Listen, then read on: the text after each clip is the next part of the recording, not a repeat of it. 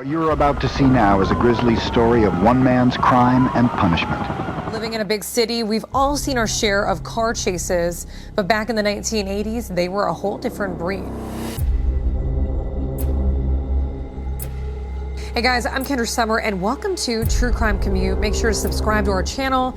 Each week we bring you different stories that are great to listen to on your way to school, work, or wherever your commute takes you. Now, back in 1988, Phillip Hutchinson took police on the first documented high-speed car chase. This one involved a K5 Chevy Blazer, hostage situation, and a television news helicopter that ended up saving the day. Let's learn a little bit more about Phillip Hutchinson. Phillip was in his early 20s. He's from Virginia. And at this point, he's already on police radar with his extensive criminal background. In the fall of 1983, Hutchinson sees a boy walking home from school, and it turns out that that boy is actually an IBM executive's son. The boy's around 13, and Hutchinson lures the boy to his car and then gets him in the car at gunpoint. He puts the boy in a large toolbox and then proceeds to kidnap him. Now, he does phone in a ransom of $50,000. Luckily, the boy is able to escape and then from there phone authorities. After this, Hutchinson was arrested and sentenced to prison in Texas for 25 years. Now, he's not going to put up with this, and in 1987, he actually escapes from the Texas penitentiary. He won't resurface until 1988 when the Denver crime spree kicks into gear. Around 11:30, he goes into the Rio Grande Credit Union. He holds up the financial institution and steals around $3,000. He put back his jacket. And he said, give me all your cash. The robbery is over in less than a minute. Now, the tellers get together and they call the police. They're able to give a description of Hutchinson, and then also they ID his vehicle. Now, his vehicle was a brown K5 Blazer. They tell police all of that information, and soon after, police are able to track down Hutchinson in that vehicle. Even though officials have located Hutchinson, he's refusing to pull over, and in fact, he's actually accelerating, and his vehicle was going speeds of 80 miles an hour. Denver Police Detective Robert Wallace and Sergeant Russell Parisi attempted to block Hutchinson's car with their police cruiser. Hutchinson completely ignored this and continued to plow right ahead into their vehicle. Hutchinson hit Detective Wallace as he was escaping the vehicle. His body flew 130 feet, and he was pronounced dead on scene. As Hutchinson speeds away down the hill, the pursuing officers are stopped by the body of the detective they find lying in the street. It just so happens that during this time, one of the Denver local news helicopters was up in the sky covering a construction story. The KCNC TV news pilot Mike Silva and station cameraman Jim Stair were watching the dramatic events unfolding and decided to shift their attention to the high-speed police chase after witnessing the death of the detective from the air.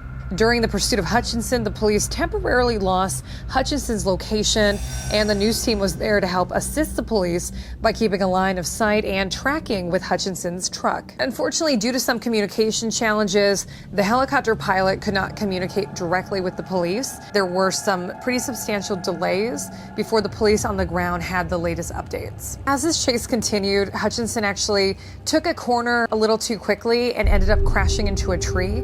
He leaves the Blazer and just takes off on foot.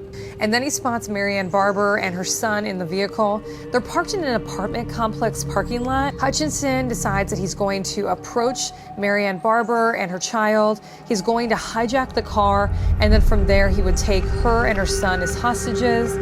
And then she became aware that Hutchinson was armed with a gun. Never seen a man with a gun put his hand on my child, and that's whenever I realized, and I took off. She flees the scene, and Hutchinson starts to shoot at her. Luckily, Marianne and her son were able to escape. So as Hutchinson is continuing his search for a new vehicle, he runs into 73-year-old John Lorente. He forces Lorente into his Chevy CK pickup and has Lorente start to drive. This is it, John. I don't think you'll see tomorrow. He told me I was a dead man if I didn't hurry and start that car. Now, Hutchinson threatens John that if he alerts police, he's going to kill him. And he decides that he needs to hide under the dash because there's police all around. There's a helicopter actively searching. The police on the ground, they're completely unaware that Hutchinson has even switched vehicles. But luckily, the news team in the air, they're up to speed on everything. They saw the kidnapping and everything as it unfolded. And again, these communication delays are really challenging. The helicopter team is watching as John's pickup with Hutchinson in it is getting away and is heading towards highly trafficked areas. So there's a lot of concern there on what's going to happen. Could more people get hurt? Could it be a higher casualty count? And at this point, the helicopter pilot decides, I'm going to take matters into my own hands.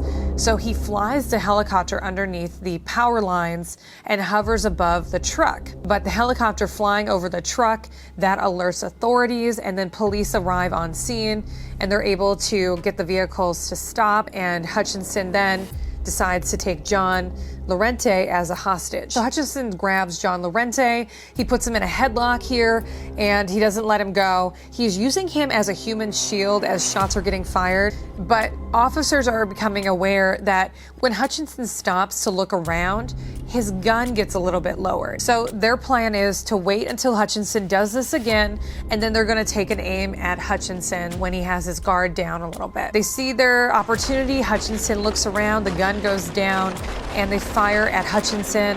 They shoot him several times, and he ends up dying on scene. Lorente, luckily, is uninjured and is released. And the helicopter pilot did face some criticism, and the Federal Aviation Administration did look into the helicopter pilot to see if he broke any aviation laws, because he did put both his life and the camera operator's life in danger when he flew under the power lines.